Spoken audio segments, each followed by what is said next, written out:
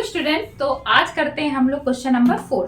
Question number 4 में क्या है, in the following state whether A equal to B और नॉट। तो यहाँ पर आपको कुछ मतलब फोर्थ में 1 2 3 4 करके ना दिए गए हैं रोमन नंबर, तो उसमें आपसे बोल दिया उसने कि भैया मुझको ये बता दो कि ये जो नंबर मैंने आपको दी इनमें से कौन इक्वल टू है और कौन नॉट इक्वल टू है। तो पहले हम जानते हैं कि इक्वल टू क्या होता है और दूसरा जानते हैं नॉट इक्वल टू क्या होता है। ठीक है, मान लो मैंने यहाँ पर कहा ए इज इक्वल टू हमारे पास है A B C D E, और हमारे पास बी में क्या है, बी में मैंने कहा डी ई ए सी और बी। ठीक है, तो मैंने ये सब दे दिया। तो यहाँ क्या है 1 2 3 4 5 1 2 3 4 5। तो अब मैंने कहा ये क्या इक्वल टू है या नहीं। तो आपने मुझसे कहा कि मैम ए इसमें भी है और ए इसमें भी है। हाँ है। बी इसमें भी है, बी इसमें भी है। भले आगे पीछे हो, क्या फर्क पड़ता है तो ना। सी इसमें भी है, सी इसमें भी है, हाँ है। डी इसमें भी है, टी इसमें भी है, ई इसमें भी है, ई इसमें भी। इसका मतलब ये दोनों एक दूसरे के इक्वल टू है, ये दोनों एक दूसरे के बराबर हैं। और अगर नहीं आता है एक दूसरे के बराबर, जो इसमें ए में है लेकिन बी में नहीं है, ठीक है, कोई एक भी नहीं हुआ, तो इसका मतलब ये इक्वल टू नहीं हो। इक्वल का मतलब ही क्या होता है, बराबर। मतलब ना कम ना ज्यादा, हम दोनों के पास जितना भी हो वो आपस में क्या हो, बराबर हो। बात समझ में आ गई।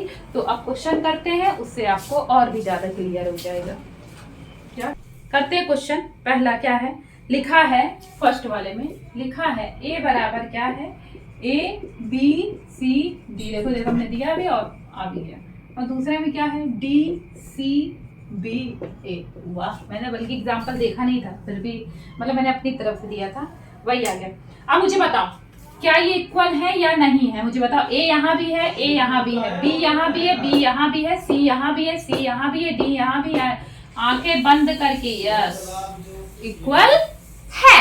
तो पहला वाला इक्वल है। अब आते हैं दूसरे वाले पे। उसमें क्या दिया, ए की वैल्यू क्या दे दी, ए बराबर आपको दे दिया 4 8 12 16। और दूसरे वाले में बी आपको क्या दे दिया 8 4 16 18। मुझे बताओ 8 यहाँ है, 8 यहाँ है, 4 यहाँ है, 4 यहाँ है, 16 यहाँ है, 16 यहाँ है, पर 12 यहाँ है, 18 यहाँ है। नहीं होगा। क्या होगा, एक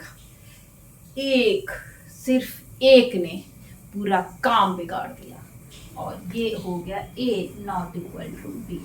होंगे तो दोनों बराबर होंगे, वरना नहीं होंगे। बात समझ में आई। थर्ड लिखते हैं, ठीक है। थर्ड में क्या होगा, उसने कहा 2 4 6 8 10। क्या है, ए इज इक्वल टू 2 4 6 8 10। ये हो गया। और b इज इक्वल टू अपने पास क्या है, b बराबर है x such that x is positive.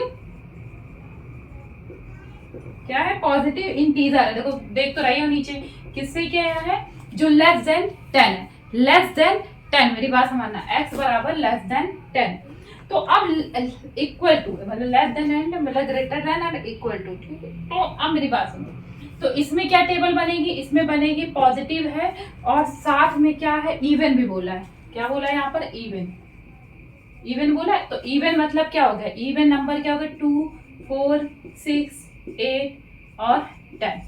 क्यों, क्योंकि उसने यहाँ पर इक्वल भी लगा दिया। ग्रेटर के साथ साथ इक्वल है, मतलब कि इससे ज्यादा नहीं जाना चाहिए पर इसके बराबर होना चाहिए। तो जब ग्रेटर और इक्वल हो गया तो हमने कहा 2 4 6 8 10, कुछ नहीं बच रहा ना। अब देखो 2 यहाँ है, हाँ यहाँ भी है, 4 यहाँ है, हाँ यहाँ भी है, 6 यहाँ है, यहाँ भी है, 8 8 10 10। बस हो गया, जय श्री राम। आंखें बंद। अब आ जाओ फोर्थ पे। ठीक, फोर्थ पे आए, बोला x such that x is a multiple of 10। 10 का मल्टीपल याद रखना, एंड नहीं दिया तो 10 का मल्टीपल 10 20 30 40, ठीक है, 50 डॉट डॉट डॉट गया। ये हो गया a बराबर।